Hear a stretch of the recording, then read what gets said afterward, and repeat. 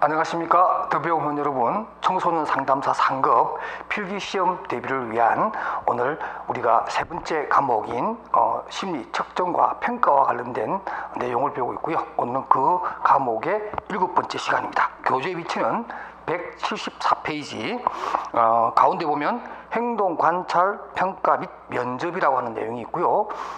들어가기 전에 우리가 전 시간에 공부했던 내용을 좀 살펴보면 전 시간에는 심리 검사지의 어떤 개요에 관한 부분을 학습을 하면서 심리 검사지의 종류, 유형에 대해서 얘기하면서도 그 중에서 가장 중요한 투사적 검사와 객관적 검사, 특히 투사적 검사의 장단점, 또 주관적 자기 보고식 헷갈리네요. 자기 보고식 검사지의 장단점에 관한 부분을 간략하게 좀 살펴보았고요. 오늘은 그러한 검사지라든가 측정 도구를 통해서 평가한다든가 관찰을 한다든가 아니면은 거기에 대한 어떤 면접을 통해서 한다든가 우리가 어떤 자료를 수집하기 위한 어떤 내담자의 행동이라든가 내담자의 부적응적 행동을 파악하기 위해서는 우리가 그게 맞는 적절한 원인을 파악하기 위해서 자료를 또는 정보를 수집을 해야 되는데 그러한 모든 것들에 대한 내용을 우리는 평가라고 하기도 하고 관찰하기도 하고 또는 면접을 통해서 우리는 그러한 정보를 얻을 수가 있습니다. 그래서 그러한 자료 수집 방법에 대해서 얘기를 좀 할까 합니다. 먼저 여러분 교재 174페이지에 보게 되면 행동의 관찰, 평가 및 면접입니다. 우리가 일반적으로 심리학이라고 하는 것은 물론 우리가 그 심리학에 대해서 좀 더 다르게 내용을 평가하는 그런 것도 있겠지만 저는 개인적으로 심리학이라고 하는 것을 어떻게 보면 좀 간단하게 얘기하면 인간의 행동입니다. 인간의 행동에 어떤 원인을 찾는 그러한 학문적인 목적을 가지고 있다. 이렇게 저는 간략하게 정의를 내립니다. 그래서 인간의 어떤 행동의 원인을 찾는 데 있어서 우리는 여러 가지 방법으로서 이제 그 원인을 찾아야겠죠. 우리가 말하는 것도 심리 측정 도구라고 하는 것도 따지고 보면 그러한 행동의 원인을 찾기 위한 하나의 표준화된 방법이다. 이렇게 볼 수가 있을 겁니다. 그래서 지금 우리가 배우는 이 과목도 심리 측정과 또 평가의 이해라고 하는 그러한 내용의 과목이지 않습니까? 그 얘기는 뭐냐면 결국에는 인간의 행동에 대한 원인을 찾는 것이다. 근데 이 원인을 찾는 데서 여러 가지 방법이 있겠지만 우리가 보통 설문지 형태로 이루어지는 우리가 보통 측정도 우리가 자기 보고식 객관적 검사지 같은 경우가 보통 설문지 형태죠, 그죠? 객관적 검사라는 것들이 대부분 다 설문지 형태가 될 것이고 그다음 또 관찰을 통해서 내담자에 관련된 정보를 얻을 수 있을 것이고 또 내담자가 한 여러 가지 행동에 대해서 평가를 한다든가 또는 마지막으로 우리가 면접이라든가 이런 것들을 통해서 내담자에 대한 여러 가지 정보를 우리가 얻을 수 있겠다 이런 얘기입니다. 그런 측면에서 114페이지 보게 되면 행동 관찰과 행동 평가라고 해서 behavior assessment 우리가 보통 행동 사정이라고 하는 건데요. 이러한 행동 사정이라고 하는 것은 뭐냐면 개인의 특이한 행동을 발견하고 또 문제 행동을 유발시키는 요인과 이들 간의 상호 관련성을 밝히는 과정으로서 관찰 가능하고 측정 가능한 행동을 그 대상으로 한다. 그러니까 행동에 대해서 설문지를 통해서 알아보거나 관찰하거나 평가하거나 면접을 통해서 그 행동의 원인들을 파악을 함으로 해서 정확한 우리가 알고자 하는 행동의 원인을 파악하는 것이 바로 지금 우리가 말하는 평가 또는 측정이다 이렇게 얘기할 수가 있겠습니다. 그러한 또 행동에 대한 관찰에 있어서 우리가 몇 가지로 나눌 수가 있는데 첫 번째가 뭐냐면 바로 자연 관찰법입니다. 말 그대로 자연 그대로 상태에서 우리가 보는 거죠. 우리가 꼭 인간의 행동뿐만 아니라 예를 들면 우리가 어떤 직업에 대해서 우리가 직무 분석 같은 걸 하게 돼요. 직무 분석을. 이런 직무 분석을 할 때도 보면은 우리가 관찰법이라고 하는 것들이 있거든요. 그래서 어떤 특정한 직무를 수행하는 관찰자가 피관찰자가 있으면 관찰자가 평소에 하던 일대로 하게끔 하고 관찰자가 뒤에서 지켜보는 거죠. 말 그대로 있는 그대로 어떤 조작을 하지 않는 상태에서 자연스럽게 어떤 업무를 보게 하고 그것을 관찰을 통해서 직무의 내용을 파악하는 직무 분석, 잡 아날리시스라고 하는 건데요. 바로 그런 것들을 얘기하는 겁니다. 이런 또 말 그대로 어떤 통제된 또 그러한 조작이 없는 상태에서 이루어지는 자연 관찰법이 있고 또 두 번째는 유사 관찰법이라고 해서 통제 관찰법입니다. 이것은 약간의 조작을 하는 거죠. 조작을 해서 내가 보고자 하는 행동만 일어나게끔 어떤 조작을 통해서 또는 통제를 통해서 상황을 놔두고 그 상황 자체를 관찰하는 방법이 있겠고요. 그 다음 또 자기관찰법이라고 하는 것이 있습니다. 우리 일반적으로 그 행동주의 기법에서 보면은 셀프 모니터링이라고 해서 자기 관찰법 내지는 자기 관리라고 하는 것들이 있는데요. 스스로 자기 행동에 대해서 스스로 평가하게 하는 겁니다. 우리가 보통 뭐 어린 아이들에 대해서도 학습 지도할 때도 자기주도 학습 지도할 때도 보면 오늘의 한 일에 대해서 스스로 적게 하고 잘한 일, 못한 일 이렇게 자기가 평가하게 되는 거죠. 그렇게 함으로써 자기 스스로 어떤 뭐 잘못된 행동을 스스로 자각하게 하는 이런 방법이기도 하지만 또 그러한 것을 통해서 자기 관찰법을 통해서 우리는 그 내담자의 행동의 진위를 파악할 수 있다 이런 얘기입니다. 그 다음에 또 참여 관찰법이 있습니다. 참여 관찰법은 어떤 한 명의 내담자에 대해서 어떤 입체적인 다각적인 어떤 관찰자가 있으면서 그 사람들의 관찰된 내용을 나중에 종합해서 평가하는 방법입니다. 예를 들면 어떤 한 아이에 대해서 뭐 학교 선생님이라든가 아니면 학원 선생님이라든가 또 부모가 있을 것이고 또 필요하다면 같이 의미 있는 타인으로서 늘 함께 생활하는 그러한 관찰자가 있다면 그런 사람들의 관찰 내용을 한꺼번에 종합해서 평가해보는 이러한 관찰법이라고 하는 것이 있는데 그게 바로 또 참여 관찰법입니다. 바로 이런 것도 우리가 전체 관찰법의 한 종류라고 볼 수가 있습니다. 그래서 이러한 관찰법에 대해서 청소년 상담사 상급의 기출문제는 어떤 것들이 나오냐면 175페이지의 그 기출문제 상단에 있는 거 한번 봅시다. 행동의 관찰 또는 평가법에 대해서 이런 얘기를 합니다. 관찰할 행동에 대해서 조작적 정의를 명확히 해야 한다. 그렇죠. 그러니까 우리가 뭐 인간의 행동은 아주 다양한 뿐만 아니라 이게 의미 있는 행동인지 의미 없는 행동인지 구분하기조차도 힘들 수가 있어요. 그죠? 현실적으로는. 그런데 우리가 사실 보고자 하는 내용들은 어느 정도 구체성이 있고 어느 정도 제한된 영역만 보게끔 해야 되겠죠.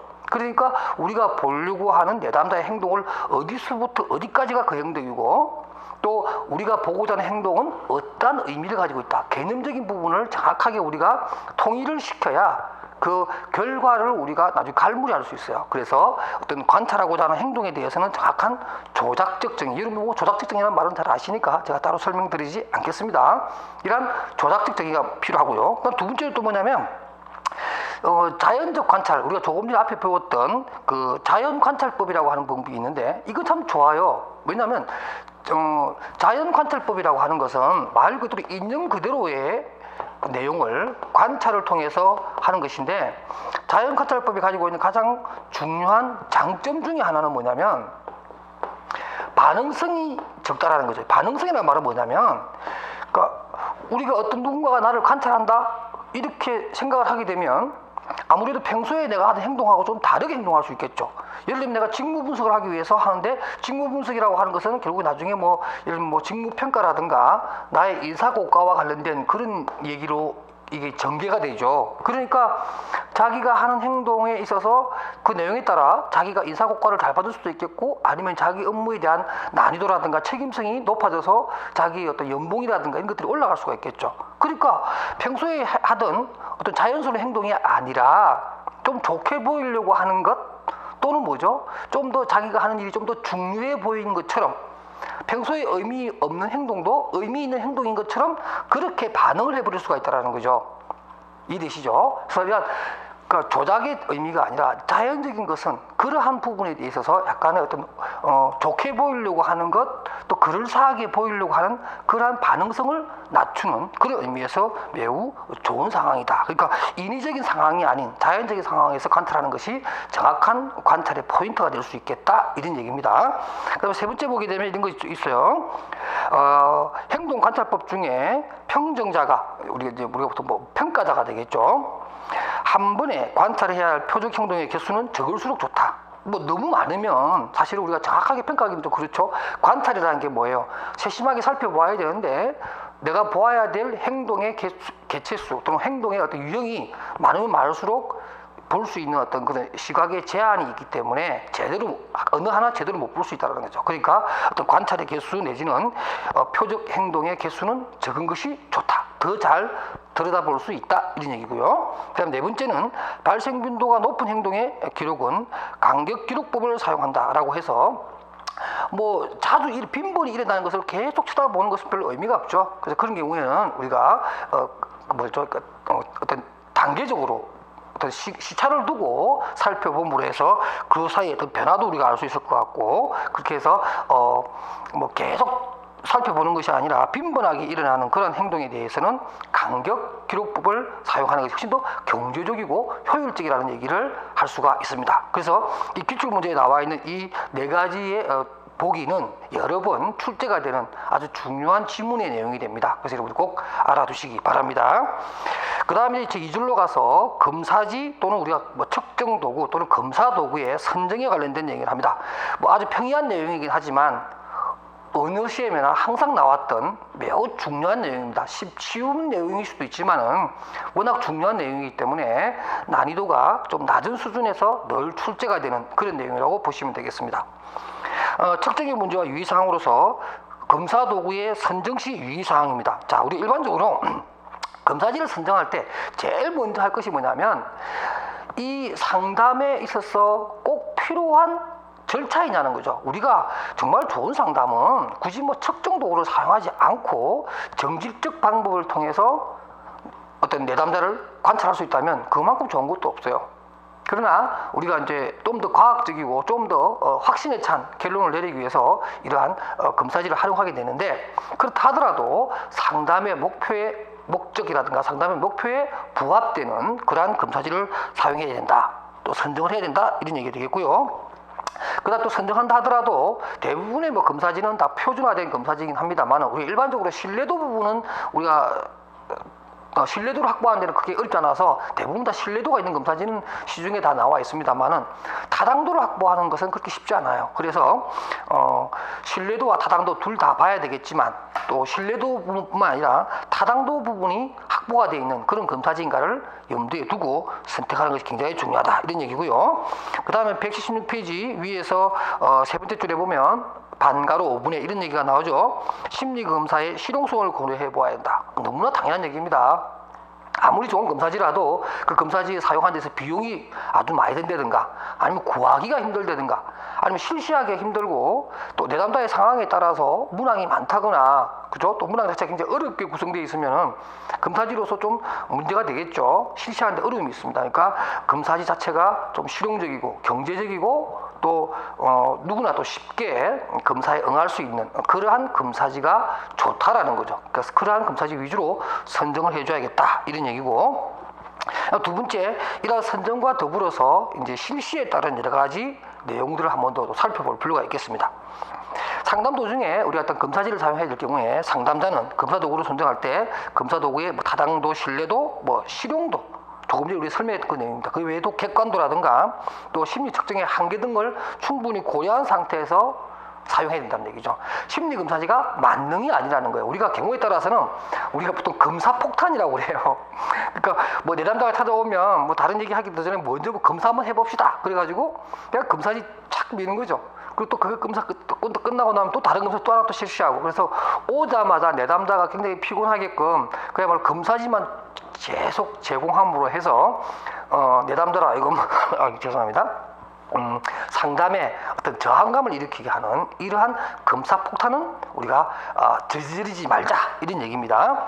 그 다음에 이번에 보면 상담자는 제3자에게 내담자에 대한 검사를 의뢰할 때 적절한 검사 도구가 사용될 수 있도록 내담자에 대한 구체적인 의뢰 문제와 충분한 객관적 자료를 제공한다. 자, 우리가 일반적으로 뭐 저도 가끔 상담하고 난 다음에 제가 다루지 못하는 검사지 같은 경우에는 그 또 다른 전문가에게 제가 한 번 더 부탁을 합니다. 그럴 경우에 제가 상담 초기에 했었던 여러 가지 내담자에 대한 정보라든가 객관적 자료 같은 것을 전달해 줌으로 해서 그 검사지 자체에서 좀 더 정확한 진단을 할 수 있도록 도와주는, 서로 협조하는 이런 부분이 굉장히 중요합니다. 물론 이때에 대한 내용은 내담자의 어떤 그런 동의를 받아야 되는 것은 너무나 당연한 윤리적인 문제이고요. 그 다음에 또 3번에 보면 상담자는 문화적으로 다양한 집단을 위한 검사 도구를 선정할 경우 그러한 내담자 집단에서 적절한 심리 측정 특성이 결여된 검사 도구를 사용하지 않도록 합당한 노력을 해야 한다. 뭐 이건 너무나 당연한 얘기죠. 그러나 이것들이 이제 우리가 문제로 나오게 되면 약간 이렇게 꼬아서 나옵니다. 그러니까 여러분 조금 헷갈릴 수가 있어요. 그러니까 정확한 문장의 뜻을 이해해 주시기 바랍니다. 그 다음 이제 그 향상학습에 들어가서 좀 살펴보도록 합시다. 뭐 이것은 기출문제에 나오지는 않았지만 그건 얼마든지 기출문제에 또다시 나올 수 있는 그런 내용이니까 한번 살펴보도록 합시다.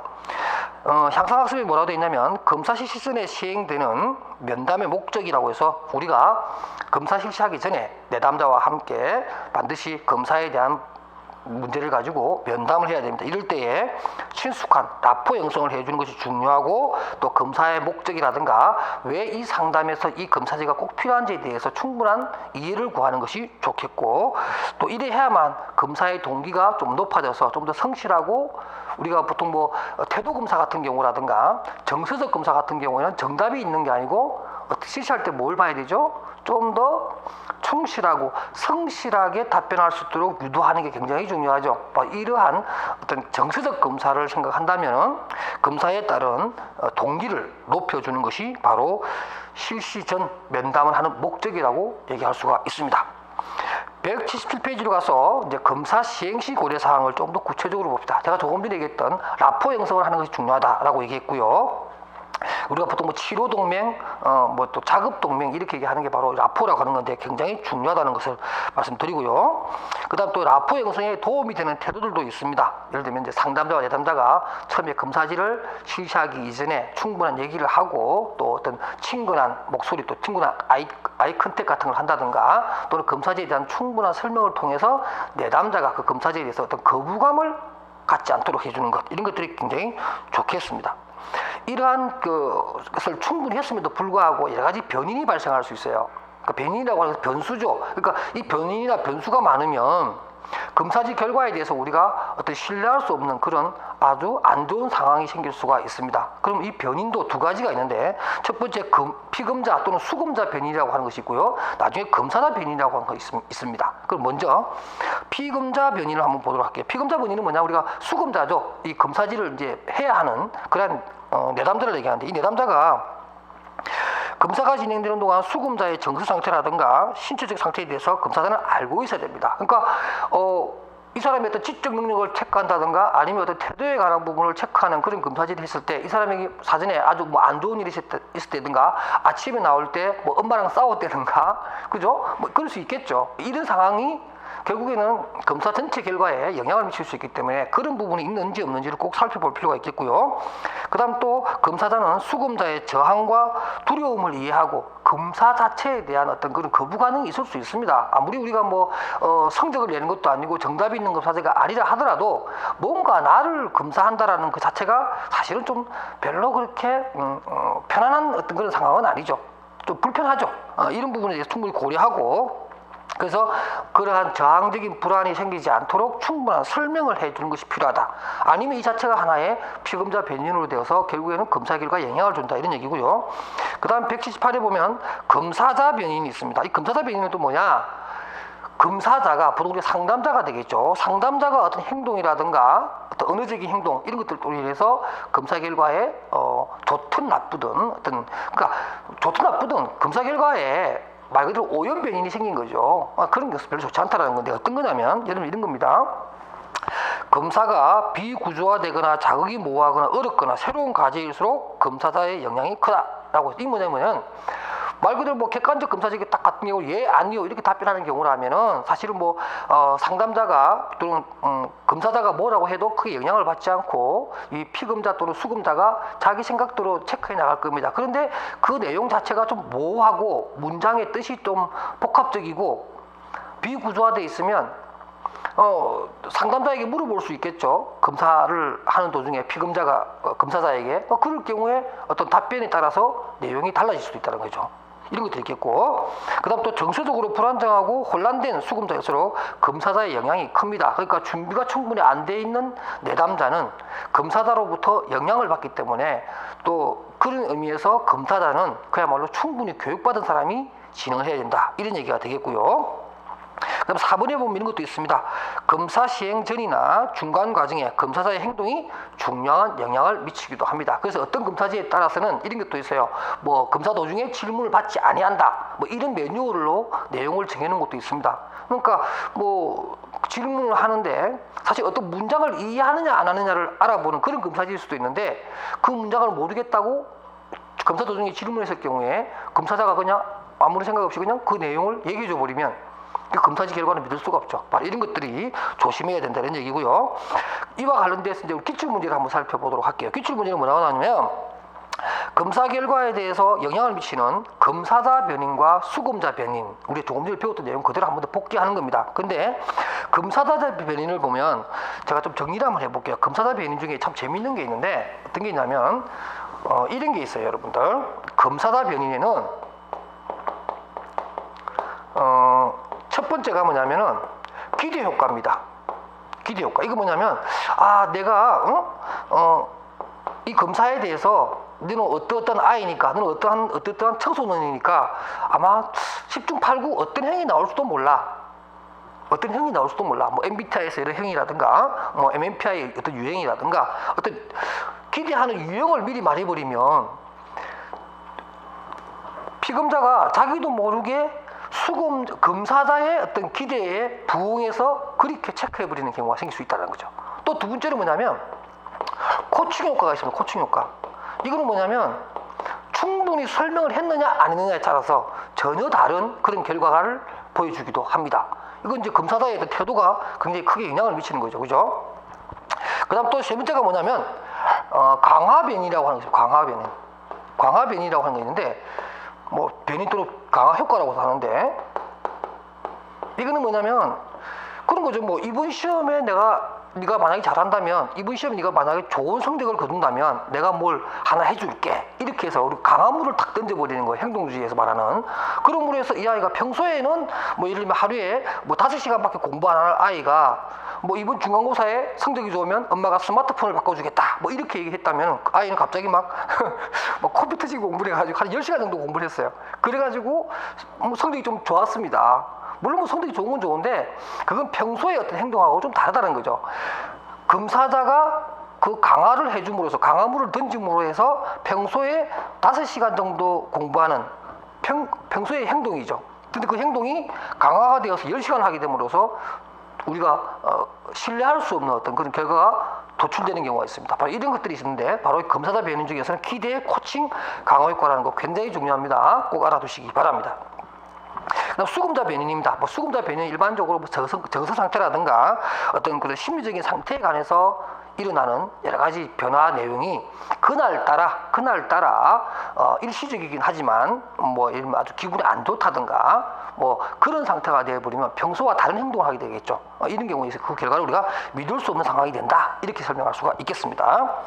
그 다음에 이제 또 기출 문제에 보면 우리가 여러분들 그 피그마리온 효과라고 하는 거 있죠. 우리가 뭐 군대 있을 때 보면 왜 뭐 배 아파도 까만 약, 뭐 머리 아파도 까만 약, 뭐 이렇게 먹어서 그 약을 먹었기 때문에 약을 먹었다는 이유만으로 마치 몸이 다 낯선 것처럼 이렇게 하는 건데 마찬가지입니다.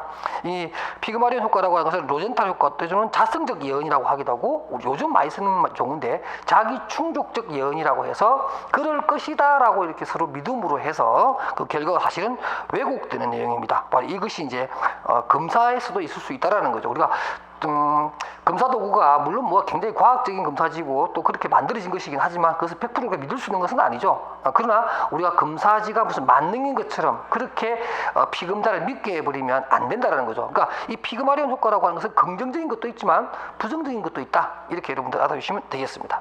그 다음에 179페이지 보면 검사 시행 준비 내용 한번 더 챙겨보시고요. 일반적인 내용이니까 제일 중요한 것은 제4절 윤리적인 문제죠. 이 윤리적인 문제에 있어서 비밀을 보장하는 것, 또 그 검사 결과에 대한 부분에 대해서 뭐죠? 정보를 보호하고 타인에게 전달한다거나 녹음한다거나 이런 것들 굉장히 중요한 내용들이 나와 있는데 뭐 제가 꼭 얘기하지 않아도 여러분 잘 아는 내용이니까 교재를 읽어보는 걸로 대체를 하겠습니다. 그 다음에 또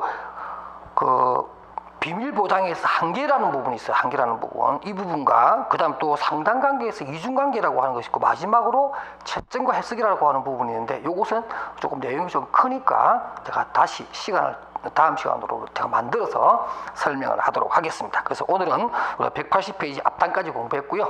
다음 시간에는 심리검사지의 실시와 그 실시에 따른 어떤 결과에 대한 비밀 보장의 문제라든가 또는 상담 도중에 있어서의 이중관계 문제, 이런 것들을 다루는 그런 내용으로 강의를 준비하겠습니다. 여러분 다음 시간에 뵙도록 하겠습니다. 안녕히 계십시오.